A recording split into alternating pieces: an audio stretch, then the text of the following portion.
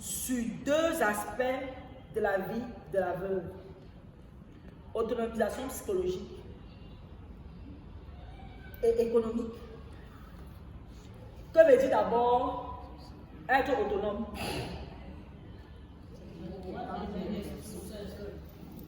Je ne dépendre de personne. Mais quand on dit donc autonomisation psychologique, ça veut dire quoi?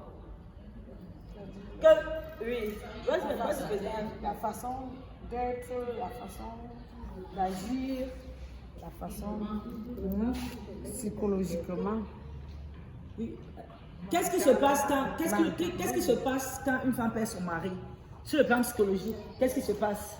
Elle est psychologiquement affectée, très affectée. Elle est abattue.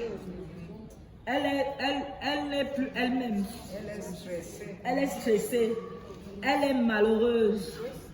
Elle a parfois des problèmes avec sa famille. Si son mari avait fait des enfants avant son mariage, elle a des problèmes avec ses enfants. Elle se sent abandonnée. Et dans la société africaine, le mari est souvent vu comme le protecteur. Et elle-même, dans sa tête, elle s'est dit qu'elle est fragile parce que le protecteur n'est plus là. Donc, comme elle n'est pas préparée à la combativité, elle est seulement là, elle marche seulement comme ça.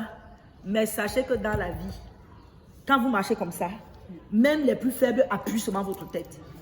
Si vous marchez dans la vie, si vous marchez comme ça là, celui qui n'est même pas fort, va dire qu'il est donc voilà même un mougoupi comme moi, il va seulement t'appuyer. Il faut toujours redresser. Il faut toujours redresser la tête. Il faut redresser la tête bien droit. C'est Dieu seul qui sait ce qu'il y a dans votre cœur. Mais redresser la tête bien droit.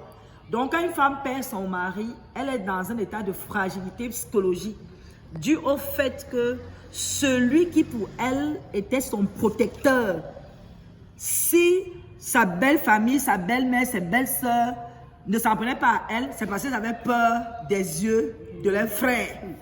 Si tel beau-frère qui la regarde méchamment ne lui faisait rien, c'est parce que son mari était là. Donc, quand tu perds ton mari, ton premier état normal, c'est humain, c'est d'être psychologiquement très affaibli et très abattu. Et l'autonomie psychologique revient donc à dire que tu cesses d'être dans cet état d'abattement. Tu trouves des stratégies pour avoir suffisamment de volonté de combattre. Généralement, quand tu connais tes droits, tu n'es pas abattu psychologiquement. Parce que ta belle-mère ou ton beau-frère va te regarder avec n'importe quel lieu.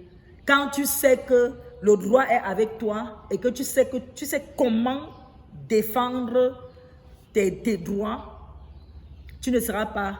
Tu seras éprouvé parce que tu as perdu un être que tu aimais.